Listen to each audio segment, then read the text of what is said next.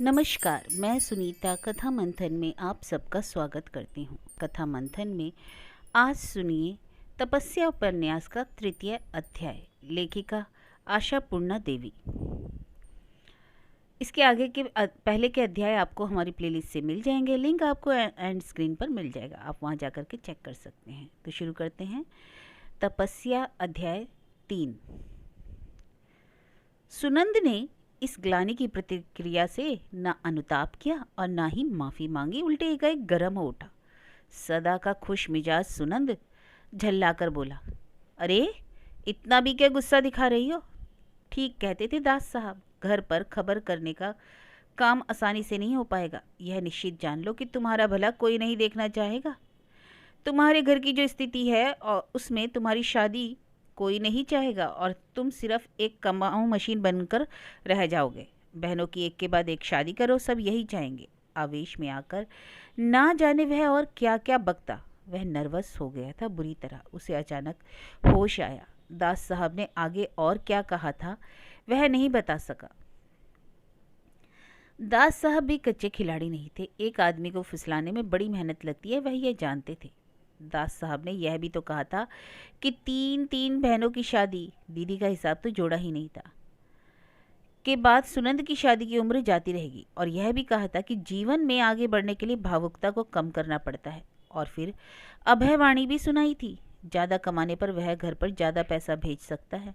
पर सुनंद ने होठ दबा लिए।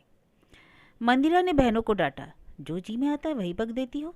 मजाक की भी कोई सीमा होती है। छोड़ इनकी बातें सुनंद, बोल बहू को कब ला रहा है? एक पार्टी तो देनी ही पड़ेगी, सबको बहू दिखाना पड़ेगा। शादी में लड़के के घर से भी तो बहू को कुछ मिलना है, कपड़े जेवर। बाकी तीनों बहनों ने नाक सिकोड़ ली। नंदिता तो बोल ही पड़ी, धन्य हो दीदी, धन्य हो। फिर से पंडित बुलाकर शादी ही क्यों नहीं करवा देती? मंदिरा हंसी, बोली, उतना न सही, थोड़ा तो करूँगी ही। सुनंद की बहू कोई ऐसी वैसी चीज़ है? एक अच्छी सी बनारसी साड़ी तो जरूर दूंगी। सुनंद सुनकर सोचने लगा, लगता है जितना सोचा था उतनी चोट दीदी को लगी नहीं। यह भी सोचा कि अब वह घर पर कुछ ज़्यादा रुपया भेजा करेगा। बोला, कुछ भी करो दीदी, पर लाल बनारसी नहीं खरीदना। इन चुड़ैलों का अंदाज बहुत गलत नहीं है। लाल साड़ी पहनने पर लगेगा भालू सेब खा रहा है, बहू को दिखाना ही पड़ेगा। यही सोचकर सुनंद ने ऐसा कहना ठीक समझा। सुनंद की बहू के लिए लाल साड़ी खरीदने की मंदिरा की साध पूरी नहीं हुई। पार्टी के दिन नारंगी रंग की बनारसी साड़ी से उसे सजाया गया था।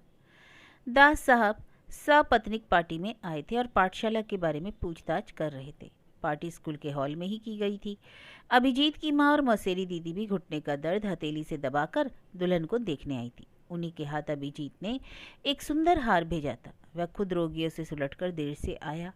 जब वह पहुंचा तब तक अधिकतर निमंत्रित व्यक्ति जा चुके थे। बस चाचा चाची, मामा मामी आदि नज़दीक के ही कुछ लोग बैठे थे। सुनंद ने चर्चा का मनपसंद विषय तो उन्हें दे ही दिया था।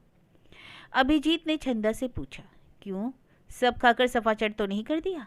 छंदा ने प्यार भरी आवाज़ में दीदी से कहा, देख रही हो दीदी, अभिदा कैसे कह रहे हैं।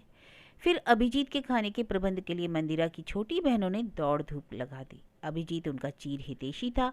अपनों से भी बढ़कर अभिजीत के लिए दीदी की भावनाओं को वे लोग बचपन से ही समझते थे।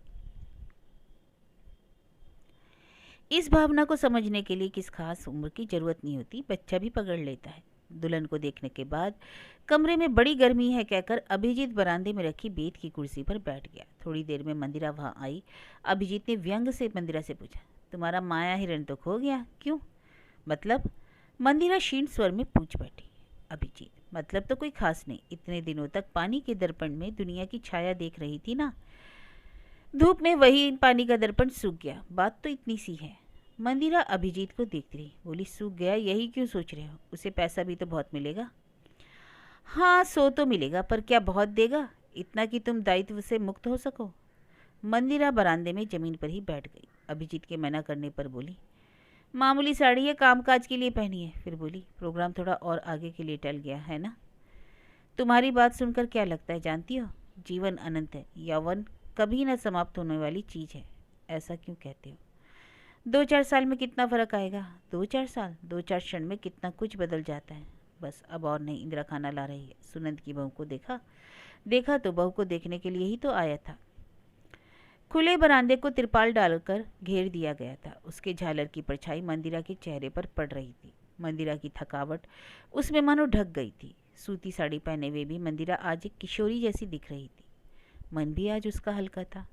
बोली, सिर्फ सुनंद की बहू को ही देखने आए थे? अभिजीत ने मंदिरा की ओर देखा, फिर गंभीर होकर बोला, नहीं। नहीं तो और किसकी बहू देखने के लिए आता? दिन पर दिन क्रोधी होते जा रहे हो तुम। शिकायत का पल्ला थोड़ा और भारी हुआ क्यों? अभिजीत बोला। मंदिरा सहम गई। क्या कह रहे हो? अब तक तो यही सुनता आया हूँ। दिन भर दिन गंभीर होता जा रहा हूँ, बुढ़ा होता जा रहा हूँ, उदासीन बनता जा रहा हूँ। आज सुना क्रोधी भी बन गया हूँ। क्यों? इसमें एक भी शिकायत झूठी है? नहीं, झूठ तो नहीं कहा जा सकता। मंदिरा, सुनंद ऐसा कर बैठेगा किसने सोचा था? कहो, अगर प्रेम व्रेम कर शादी करता तो कुछ सहानुभूति भी होती। अचानक अभिजीत हंस पड़ा। बोला, उल्टा सीधा क्या बक रही हो? वह तो और भी कठिन निर्णय की बात होती। अच्छा, तुम्हारे भाई के ससुर की उपाधि दास है ना? इसी बीच इंदिरा खाना लेकर आई। मनाकर अभिजीत को खिलाया। मंदिरा खड़ी हुई। उसके चेहरे की थकावट स्पष्ट हो उठी। थका हारा चेहरा। छंदा और इंदिरा नाराज होकर कह रही थी, आज के दिन कैसी गंदी साड़ी पहन रखी है दीदी। मंदिरा बोली, काम काज में उलझी हुई हूँ, सज धज कर बैठने की फुर्सत है? पर मंदिरा ने यही सोचकर अच्छी साड़ी नहीं पहनी थी कि छोटे भाई की शादी में सज संवर कर उसका घूमना अच्छा नहीं दिखेगा। रात को सोते समय बहनों ने फिर टोका, कुछ भी कहो दीदी, तुम बिल्कुल अच्छी नहीं लग रही थी। चाची तुमसे कितनी बड़ी हैं, फिर भी जरी के चौड़े किनारे वाली साड़ी चढ़ा रखी थी। और मिसेस दास, बाप रे, फिर ही करके हंस पड़ी। वैसा ही रंग ढंग तुम लोगों को पसंद है ना? मंदिरा बोली। यह कौन कह रहा है? नंदिता ने कहा। हर चीज़ की कोई सीमा होती है दीदी। फिर मिलकर सब गिनाने लगी कि कौन कौन कितना सज धज कर आया था।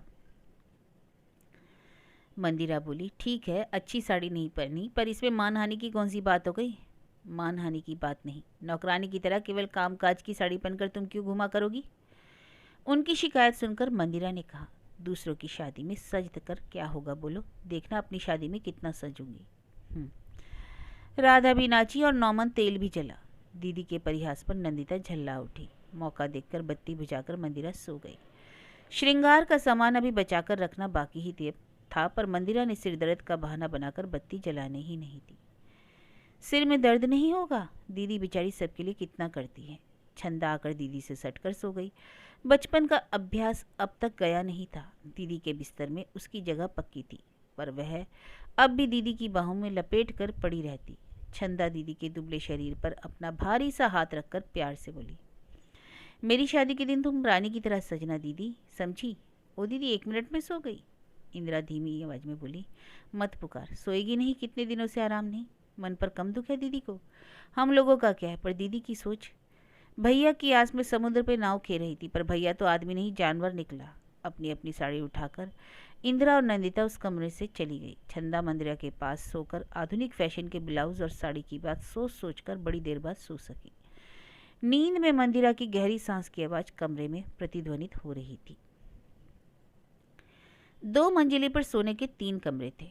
उनमें सबसे अच्छा कमरा नए दंपति को सजा कर दिया गया था। वैसे यह रात उनके मिलन की पहली रात नहीं थी। सुहाग रात लड़की के घर पर ही मना ली गई थी। फिर भी बहनों का मन नहीं माना और उन्होंने कमरे को फूलों से सजा दिया था।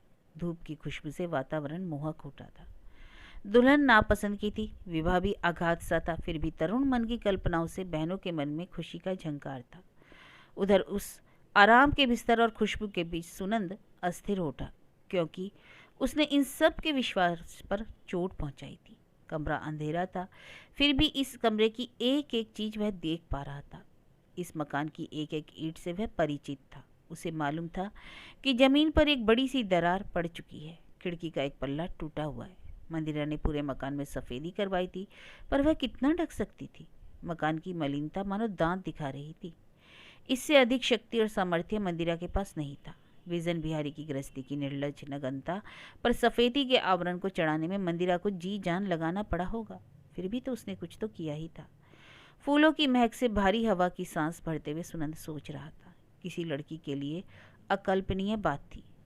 दीदी सिर्फ 20 साल की थी, बीए की परीक्षा दे चुकी थी, मन में एमए करने की साथ थी और प्रेम का रंगीन स्वप्न। पर माँ की मृत्यु और पिता की बीमारी ने उसके सारे सपनों पर मानो हथौड़े से चोट कर दी थी।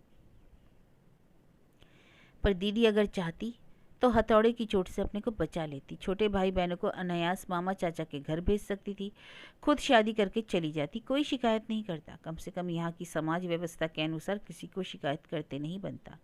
पर दीदी ने ऐसा कुछ नहीं किया। किया सुनंद ने। सुनंद को लगा हवा बहुत भारी है, सांस लेना मुश्किल है। उसे लगा जैसे वह इस घर का कोई मेहमान है। कभी इस पलंग पर दादा दादी सोए होंगे, फिर उसके माँ बाबूजी, पर मंदिरा ने पॉलिश करवाकर उसे भी सुनंद के लिए नया रूप देना चाहता। पर इस पॉलिश के चलते सुनंद को लगा वह इस घर का अपना कोई नहीं बल्कि एक अतिथि के समान है। अगर यह पॉलिश सुनंद स्वयं करवा सकता तब उसे भी इस गौरव पर कुछ अधिकार रहता। यह जीर्ण पलंग, ईंट काट का यह जीर्ण आश्रय, सभी सुनंद की आस में प्रहर गिन रहे थे। बहुत बार की सोची हुई यही बात आज भी सुनंद के मन में भीड़ कर गई। बिस्तर से उतरकर अंधेरे में ही उसने सुराही से पानी पिया। फिर उसी वक्त अब तक की निश्चुप मूर्ति बोल उठी। रूप में कमी थी पर बोली में नहीं। कल से उसे भी यहाँ कष्ट का पार नहीं था। अपने घर के बराबर आराम यहाँ नहीं मिल रहा था। हर कमरे में किराए के पंखे थे, बिस्तर पर नया बेड कवर डाला गया था, नहान घर में आईना और सजावट का सामान भी था। बड़े घर की लड़की को 2 दिन के लिए भी कोई कष्ट नहीं पहुंचे, यही सोचकर जितना बन सकता था सब कुछ किया था इन लोगों ने। पर इस भयंकर गर्मी में काली सुराही के पानी की शीतलता से नई बहू शीला का मिजाज ठंडा नहीं हो सकता था।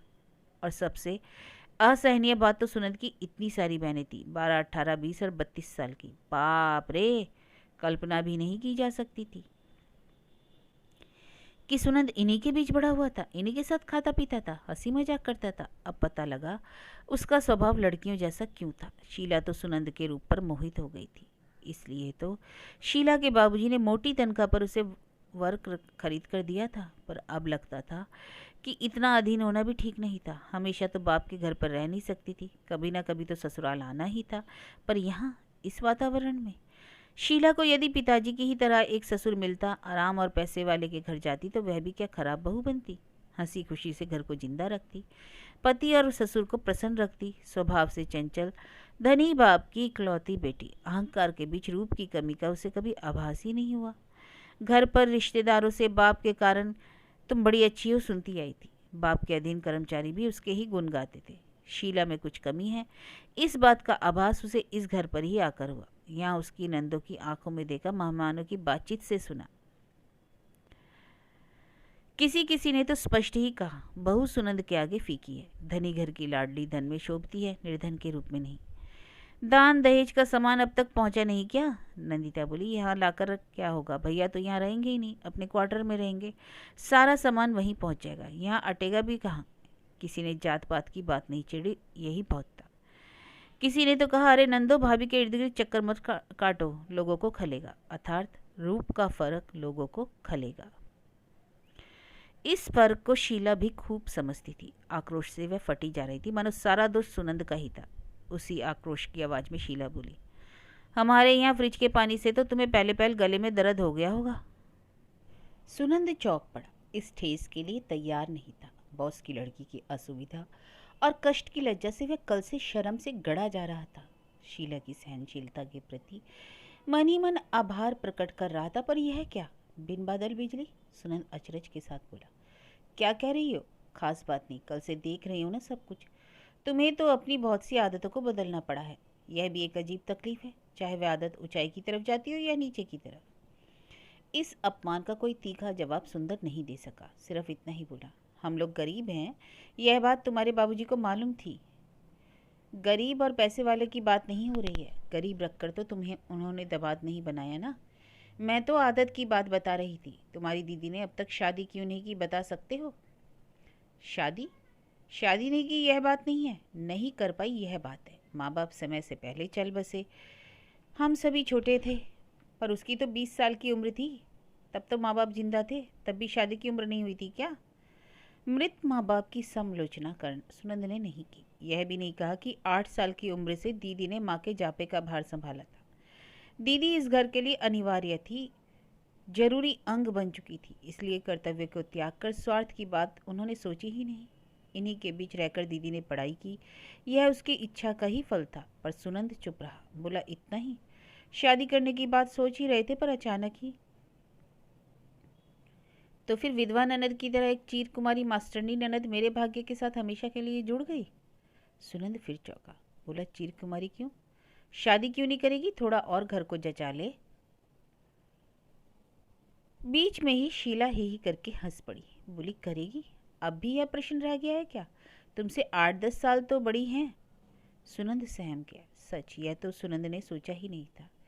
दीदी तो सुनंद से 7-8 साल बड़ी थी, तो क्या दीदी की शादी हास्यास्पद घटना मानी जाएगी? कुंठित होकर बोला, दीदी की उम्र की लड़कियों की भी शादी होती है। मैं थोड़ा जम जाऊं फिर दीदी की शादी करूंगा।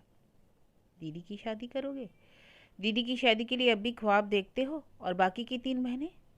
असतर्क भाव से सुनंद बोल गया। हो ही जाएगा, देखने में सभी सुंदर हैं। शीला मन ही मन जल गई। बोली, हाँ, यही तो एक भरोसा है, नहीं तो 3,000 की नौकरी तुम्हें कहाँ से मिलती? अब बाप नहीं है तब भाई का ही तो बोझ बनेंगी। पिता के ऐश्वर्य के परिवेश में शीला कुछ और ही दिखती थी। सुनंद उन आंखों को कहाँ छुड़ाया था, तभी तो बोला, सो तो है। अब तक दीदी ने सारा दायित्व निभाया है, जो मेरे लिए लज्जा की बात थी। शीला का मन जहरीला उठा। नई नवेली दुल्हन के सामने यदि पति कर्तव्य का पाठ पढ़ाए, दूसरों के प्रति ममता दिखाए, तो क्या नई ब्याहता कभी खुश होती है? शीला भी नहीं हुई। बोली, अब जी जान से लग पड़ो, दीदी के लिए वर ढूंढो, दायित्व से मुक्त हो। ताज्जुब है, लोग छोटी बहनों की शादी करवाते हैं, यह तो सुना है, पर मौसी बुआ और बड़ी दीदी की भी शादी करवाते हैं, यह मालूम नहीं था। शीला इसी तरह की कठोर पकी पकी बातें कहती। आधुनिक फैशन के परिवार से होते हुए भी उसने बूढ़ी नानी से इसी तरह की बातें सीखी थी। सुनंद कहने ही जा रहा था, वर ढूंढने की जरूरत नहीं है, वर है, बाधा जात की थी, वह मैंने स्वयं तोड़ डाली। पर एकाएक उसकी इच्छा नहीं हुई, चुप रहा। शीला थोड़ी देर चुप रहकर बोली, यहाँ ना आना ही मेरे लिए ठीक था। सुनंद नरम उठा। बोला, तुम्हें बहुत कष्ट हो रहा है शीला। कष्ट की बात नहीं, पर भगवान ने जिसे जैसा बनाया है वह वैसी ही तो बनेगी। मैं काली के रूप में इसलिए। सुनंद का मन ममता से भीग उठा। बोला, किसने क्या कहा है? किसी ने नहीं, पर समझा दिया है। कुरूप नहीं होती तो बाबूजी तुम्हारे इस घर में मेरी शादी करते ही क्यों? सुनंद धीरे से बोला, हमारे इस घर में तो तुम्हें भेजा नहीं, तुम्हारे बाबूजी ने तो अपने ही घर में तुम्हें रखा है, सिर्फ तुम्हारे हाथ में एक पति लाकर दे दिया है। शीला के विराट बंगले में जो सुहाग रात मनाई गई थी, उसमें विहलता थी, आवेश था। अपने मकान में दूसरी बार वही उत्सव जब मनाया गया, तब उसने सुनंद को जमीन पर पटक दिया। उसे भी लगा, यहाँ पड़े रहने में कोई मज़ा नहीं। सड़े तालाब से निकलकर वह अगर समुद्र में पहुँचने का रास्ता पा जाए, तो भावुकता के लिए वह अपनी गति क्यों खोए? अपने जीवन में वह उन्नति करेगा, कंपनी के खर्च पर हवाई जहाज में जापान जर्मनी घूमेगा, बड़े बड़े होटलों में रहेगा, साथ में चटकदार फुर्तीली पत्नी, जिसका हाथ पकड़कर सारी दुनिया को वह दिखा सकेगा कि वह कितना आगे बढ़ गया है। वह क्यों इन अफसरों से मुंह फेरे? घोषाल स्ट्रीट के घिसी हुई ईंटों के एक पुराने मकान में एक दुभर जीवन बिताने में धरा ही क्या है? विवेक को पीछे छोड़ो, बहनों को जीवन में कुछ मिले या नहीं, क्या फ़ायदा इन बातों का सोचने में? वे 4 हैं, सुनंद अकेला है। वे भी तो पढ़ी लिखी हैं, और फिर उनके लिए इतना भी क्या सोचना? विदेश में भी तो ऐसी कितनी ही रहती हैं। शीला उन लोगों को बर्दाश्त नहीं करेगी, वे लोग भी शीला को नहीं सह सकेंगे। वास्तविकता तो यही थी, सुनंद किसे छोड़े किसे रखे। सुनंद ने स्वाभिमानिनी रोती हुई पत्नी को बाहों में भर लिया। सुनंद शीला के ऐश्वर्य पर मोहित था, शीला सुनंद के रूप पर। इस मोहक परिस्थिति के घेरे में ही सफल सार्थक रह सकते थे। सुनंद ने अपने को अपराधी अनुभव नहीं किया। दीदी के प्रति उसका कर्तव्य बहुत दुमिल हो उठा। अचानक ही उसे लगा, सच में दीदी की शादी अब क्या होगी? इंदु, छंदा, नंदा, इन तीनों की तुरंत शादी कर दी जाए, वही अच्छा। सच, गरीब के घर पर एक लड़की पैदा करने में लोगों को संकोच कैसे नहीं होता? इस बार को कौन ढोएगा, कोई सोचता तक नहीं। सुनंद दीदी के पास आकर खड़ा हुआ। देखा, दीदी अब पहले जैसी दिखती नहीं थी, उम्र की छाप पड़ चुकी थी। बोला, दीदी छुट्टी तो बस आज ही तक थी, कल फिर दफ्तर, आज ही जाना पड़ेगा। मंदिरा बोली, आज ही चला जाएगा? हाँ, इसलिए कि अभी अभी सुबह ही चला जाएगा। बात तो एक ही है दीदी, सुबह और शाम। कल तुम लोग भी खट खट कर थक चुकी हो, हमें विदा कर, आज दोपहर को आराम कर लो। मंदिरा बोली, अच्छा। सुनंद को लगा, शीला ठीक ही कहती है, औरत को औरत ही समझती है। मेरे सुख से ये लोग सुखी नहीं तो दीदी इतनी उदासीनता से मुझे विदा नहीं करती। दीदी ने कब ऐसा किया है? जाने के नाम पर पहले तो शोर मचा देती थी, फिर मुझे जाने में किस बात का संकोच? बंधन तो ये स्वयं ही ढीला कर रहे हैं। पत्नी को लेकर सुनंद सवेरे ही चला गया और उसके जाते ही मंदिरा ने गजब कर दिया, सो गई। यह बोलकर सोई कि भूख लगने पर ही वे लोग खा लें, उसे नहीं जगाएं। बहनें हैरान, भूख नहीं है, नींद आ रही है, इस तर्क पर दीदी सारा काम अस्त व्यस्त छोड़कर बेवक्त सो जाएगी। इससे बढ़कर ताज्जुब की बात और क्या हो सकती थी। ममतावश दीदी को किसी ने बुलाया भी नहीं। टेंट वाले का आदमी जब सामान वगैरह खोल कर ले गया तो उसके पैसे दे दिए।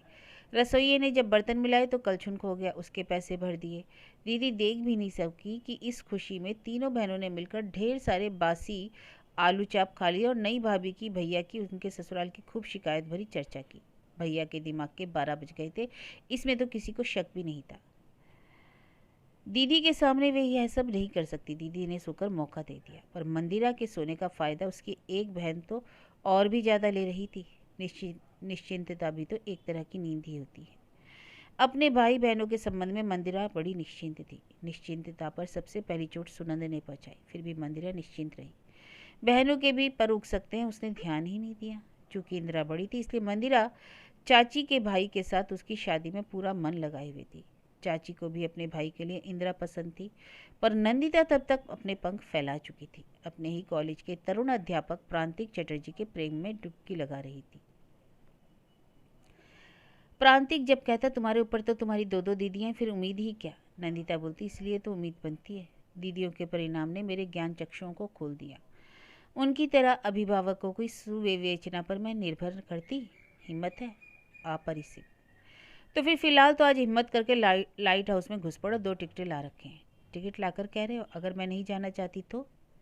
प्रांतिक मुस्कुराकर बोला, वह मेरे लिए इतने घाटे का होता कि टिकट के पैसे के घाटे का दुख नहीं मनाता। अगर नहीं चाहती तब ना। बड़े शैतान हो तुम तो। अच्छा, कॉलेज में तो आप जी कहकर बात करती हो। जी करती हूँ, पर यह कॉलेज नहीं, कॉलेज स्ट्रीट है। कॉलेज स्ट्रीट की किताबों की दुकानों वाली सड़क पर अक्सर ये लोग घुमा करते। प्रांतिक को पुरानी किताबों का नशा था। नंदिता को भी उस नशे के प्रति रुचि का ढोंग रचना पड़ रहा था, नहीं तो देर से घर लौटने का क्या बहाना बनाती। मंदिरा ने पूछा, अचानक तुझ पर पुरानी किताबों का नशा कैसे चढ़ गया नंदा? नशे का भी कारण है दीदी, यूं ही अचानक हो जाता है। रोज ही देर से घर लौटती हो, समय से खाती भी नहीं हो, क्यों? नंदिता बोली, वाह दीदी, भूख के समय भूखी रहूं, तुम्हारी तरह ऐसी बेवकूफ़ मैं नहीं, कहीं किसी रेस्तों में खा लेती हूँ। मंदिरा उसकी बातों पर विश्वास नहीं करती, कहती जा जा, तू और रेस्तों में खाएगी? नंदिता गंभीर होकर बोलती है, दीदी आदमी के प्रति तुम्हारी धारणा अब भी कच्ची है, अपनी धारणा बदलो नहीं तो कष्ट पाओगी। मंदिरा ने नंदिता की बात गहराई से नहीं ली, हंसी हंसी में टाल गई। पर सिनेमा देखकर लौटने में नंदिता को इतनी देर हुई कि घड़ी की सुई ने मंदिरा के मन में भी मानो सुई चुभो दी। पुरानी किताबों की दुकान पर इतनी देर लग सकती है, यह उसका मन नहीं माना। मंदिरा घबराई, दुर्घटना की आशंका से बार बार सड़क की ओर देखने लगी। बहनों से पूछने लगी, उन्हें तो कुछ नहीं पता। अंत में नंदिता लौटी। जो मंदिरा कभी नहीं डांटती, आज वह धैर्य खो बैठी। अपनी दुश्चिंता की बात बताई, फिर डपट कर बोली, फिर कभी ऐसा नहीं होना चाहिए। दुस्साहस पर कोई लगाम तो होनी चाहिए। पर मंदिरा के अनुशासन की वाणी सुनते ही नंदिता ने चरम दुस्साहस का नमूना पेश कर दिया। हमेशा से आज्ञाकारिणी दीदी से मोहित नंदिता बोल पड़ी, इसकी कोई गारंटी नहीं दे सकती दीदी, अपने को नज़रबंद कैदी मानना मेरे लिए कठिन है। मंदिरा चौंक उठी, चुप कर गई।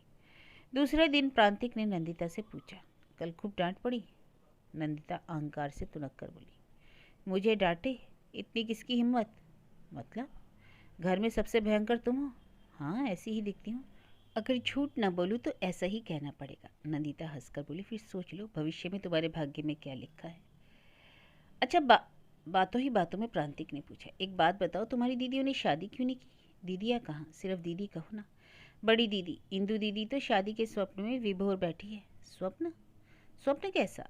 और नहीं तो क्या, कब लड़के वालों से लेन देन की बातों का फैसला होगा, कब गहने बनकर आएंगे, कब सेहरा बांध कर दूल्हा आएगा, इन्हीं बातों का स्वप्न। इसके माने उनकी शादी की बात चल रही है कछुए की चाल से। लड़के वालों की मांग ज़्यादा है, रुपये की चिंता में दीदी पागल बन गई है। तुम्हारी मजली दीदी तो बड़ी सुंदर है ना? तो क्या, बस रूप ही है, अकल कुछ भी नहीं। जिस रूप के बल पर कम से कम दर्जनों प्रेम कर सकती थी, उस रूप को लेकर घर बैठे लंबी सांसें गिनती है। अब चांदी के भाव बिकेगी और क्या करेगी। तुम्हारी तरह सभी तो अक्लमंद हो नहीं सकते, जो नहीं होगी उसकी दुर्दशा भी होगी। तुम बहुत व्यवहारिक हो नंदिता, मुझे तो कभी कभी डर लगता है। भरोसे की बात लड़ना मूर्खता है। खैर तर्क छोड़ो, चलो तुम्हारे घर चलती हूँ। नहीं सिंगवाहिनी, दुहाई है तुम्हारी, तुम खुद ही जाओ। अपने ही घर में चोर की तरह मैं नहीं घुस सकता। प्रधान भूमिका तो तुम्हारी ही रहेगी। वह तो रहेगी, पर तुम्हारे बल पर ना, मेरे बल पर, मेरे कंधे पर ही बैठी हो। अब मुझे अलग रखने में हानि नहीं। ठीक है, मैं मैनेज कर लूँगी, पर इससे मेरी महिमा थोड़ी बढ़ेगी। तुम्हारी बिल्कुल ही चली जाएगी। जाने दो, पर जाओ तुम अकेली ही। हाँ, यह वचन देता हूँ, तुम्हारी दीदी के पास मेरी भूमिका प्रधान रहेगी। ठीक है, पंचांग देखकर दिन तय कर बुलाऊंगी। फिलहाल तो घर का पता बताओ। पता लेकर नंदिता चल पड़ी।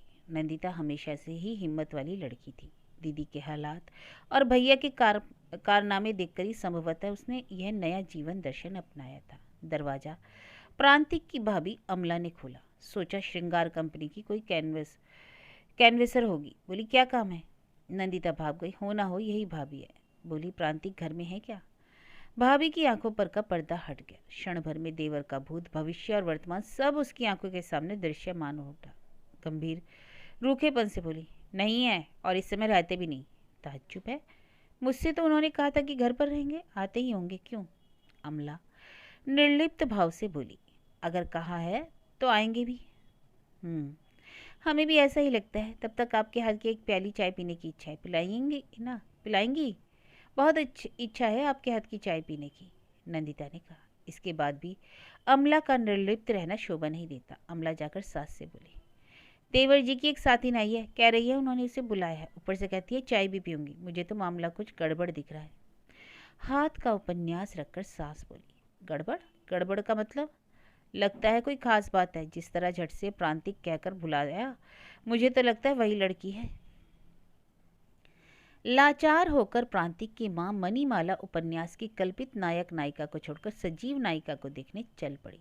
नंदिता ने उन्हें देखकर पैर छूकर प्रणाम किया। मणिमाला इस आचरण से खुश हुई और अचानक ही मन अमला के आचरण से तुलना करने लगी। अमला तो 30 त्योहार के अलावा कभी पैर नहीं छूती। मैके जाते समय भी माँ मैं जा रही हूँ इतना ही कहकर ठक से चली जाती है। सास के सामने कुर्सी पर बैठी रहती है, पलंग पर लेटी रहती है। इसका आचरण अमला से अच्छा था। सास का मन अमला नहीं जान पाई। चाय बनाते बनाते सोचने लगी अच्छा ही हुआ माँ खुद आई। ऐसी तेज लड़की को देखकर अकल ठिकाने लग जाएगी। खाली चाय देना अच्छा नहीं लेगा, इसलिए 2 बिस्कुट भी साथ लेकर आई। पर तब तक मणिमाला नंदिता की ओर आकर्षित हो चुकी थी। यह भी जान गई थी नंदिता प्रांतिक की छात्रा थी। उसके माँ बाप नहीं है, भैया विदेश चले गए, केवल 2 दीदियां ही नंदिता का सहारा है। यह भी समझ चुकी कि किसी भी माँ को देखते ही नंदिता का मन खुश हो उठता है, खासकर लाल किनारी साड़ी वाली माँ। असल में मणिमाला में मानो नंदिता मातृमूर्ति की प्रकाष्ठा पा गई थी। ऐसे समय में अमला सिर्फ 2 बिस्कुट के साथ चाय लाई। मणिमाला ने आंखों से इशारा किया, पर अमला ने गौर नहीं किया। अंत में मणिमाला को कहना ही पड़ा मिठाई विठाई कुछ नहीं है बहू? नहीं है, कह पाती तो अच्छा रहता, पर कोई उपाय नहीं था। मिठाई घर पर है, मणिमाला को मालूम था। आज सवेरे ही ससुर का कोई मुवक्किल गांव से छेने की जलेबी लाया था। अमला दूसरे ढंग से बोली मिठाई तो है, लाऊं? चाय के साथ कई लोग मिठाई खाते नहीं। इसके अलावा आधुनिक लड़कियां तो मिठाई खाती ही नहीं। नंदिता तंदुरुस्त लड़की थी, झट बोली मुझे देखकर आपको आधुनिक लड़की का भ्रम हो रहा है ना? खाएंगी मिठाई? लाऊं? अमला ने पूछा। नंदिता बोली आपके हिस्से में कम ना पड़े तो लाइए। मणिमाला बहू पर नाराज हुई और कहीं अमला कंजूसी ना करे इस डर से बोली तुम बैठो बहू, मैं ला रही हूँ। नंदिता ने आराम से बैठकर छेने की 2 बड़ी बड़ी जलेबियां खाईं।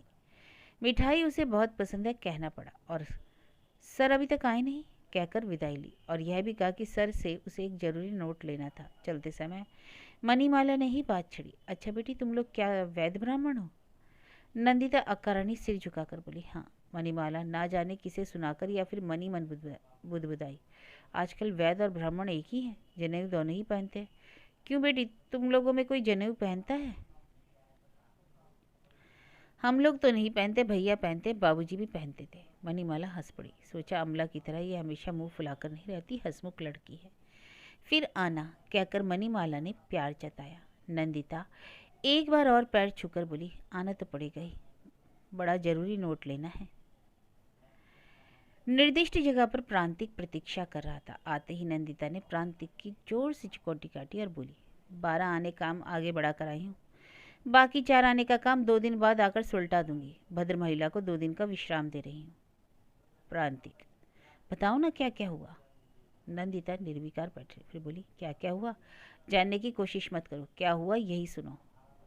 इसका माने आज ही पहुंचकर प्रस्ताव रख सकता हूँ?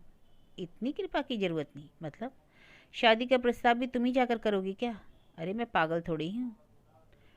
प्रांतिक, तो फिर कैसे क्या होगा? प्रस्ताव तुम्हारी माँ स्वयं रखेंगी। क्यों, कोई वशीकरण मंत्र छोड़ाई हो क्या? कुछ भी कह लो, पर तुम देखना माँ स्वयं कहेंगी, बेटा पानू लड़की मुझे बहुत भा गई है। प्रांतिक बोला, तुम तो सब कुछ खूब जानती हो। और नंदिता की भविष्यवाणी अक्षरश सच निकली। कुछ दिनों बाद मणिमाला बोली, भाई कई दिनों से देख देख कर उस लड़की से मोह हो गया है। सोच रही हूँ आजकल जात पात का लोग उतना विचार करते नहीं, और सच में कोई नीच जात की भी नहीं। इस घर पर उसका भी मन बैठ गया है। मैं कहती हूँ विचार की बात छोड़ देनी चाहिए। प्रांतिक गंभीर होकर बोला, मैं जब संकोच के साथ कहने आया तब तो तुमने खूब विचार दिखाया, अब उसी लड़की पर लुट गई हो। अच्छी बात है, तेरा तो भला ही हुआ, अपनी चाह को ही तो पा रहा है। प्रांतिक अपना भाव चढ़ाकर बोला, दूसरों की दया से मिल रहा है, नहीं तो कोई बात नहीं। अपनी बात अपने पास रख, मैं तो उसी लड़की को बहू बना कर लाऊंगी, यह मेरा आखिरी फैसला है। नंदिता बोली, देखो ना। प्रांतिक, हाँ वह तो देखा ही है, अपनी जगह स्वयं बनानी पड़ती है, यही दुनिया की रीत है। प्रांतिक, तुम्हारी तरह दो चार महान नारियां पैदा हों तो दूसरों को भी जगह मिल जाएगी। नंदिता बोली, अच्छा अब तुम हमारे घर चलो। प्रांतिक, जाकर क्या कहना होगा? देखो प्रांतिक, मैं नाराज़ नहीं होती, इसका मतलब यह तो नहीं कि ज़िंदगी में कभी नाराज़ नहीं होंगी। जाकर और क्या करोगे? मेरे गार्जियन के सामने घुटने टेक कर मुझे मांग लेना। तुम्हारी गार्जियन यानी कि तुम्हारी दीदी? सुना है वजन में तुमसे आधी है और कद में भी तुमसे 4 इंच छोटी। तो क्या? प्रांतिक को नंदिता खींच ले गई अपने घर। शाम का वक्त था। प्रांतिक को बाहर खड़ा कर स्वयं अंदर चली गई। मंदिरा दूसरे दिन के लिए स्कूल की तैयारी कर रही थी। नंदिता पीछे से मंदिरा को बाहों में लपेट कर बोली, दीदी, ओ दीदी। सुनंद की शादी के बाद मंदिरा थोड़ी बदल गई, गंभीर बन चुकी थी। फिर भी नंदिता की खुशी में शरीक होकर बोली, क्यों री, क्या बात है?